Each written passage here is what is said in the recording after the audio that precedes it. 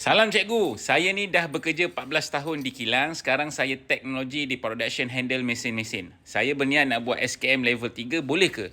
Macam mana nak apply dan berapa lama tempoh untuk dapat sijil itu? Ini adalah berkaitan dengan program ataupun permohonan untuk anda mendapatkan sijil kemahiran, terutama kepada mereka yang dah bekerja. Mungkin anda yang dah bekerja tak nak berhenti bekerja untuk dapatkan sijil kemahiran. So video ini saya akan tunjuk kepada anda step by step bagaimana untuk anda mendapatkan sijil kemahiran Malaysia melalui pengiktirafan pencapaian terdahulu ataupun melalui pengalaman kerja anda. Jom saya tunjuk kepada anda step by step untuk anda mohon program-program ini. Pertama sekali anda pergi ke Google, anda type MySpy. Okey, lepas tu anda tekan login MySpy dan lepas tu anda pergi ke pengguna baru. Masukkan anda punya nombor IC dan untuk anda kita semak ID dan sekiranya kita ada rekod, apa yang anda perlu buat adalah anda daftar pengguna sistem.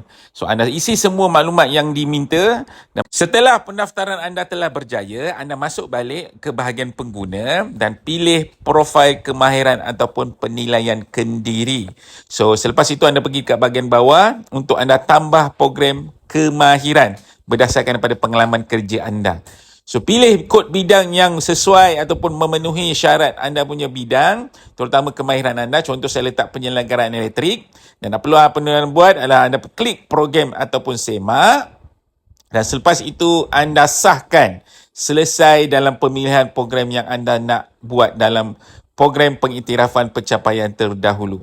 So, next step, anda kena menjawab penilaian kendiri. Klik penilaian kendiri dan anda kena jawab beberapa soalan untuk menentukan adakah anda layak ataupun sesuai untuk mendapat sijil kemahiran ini.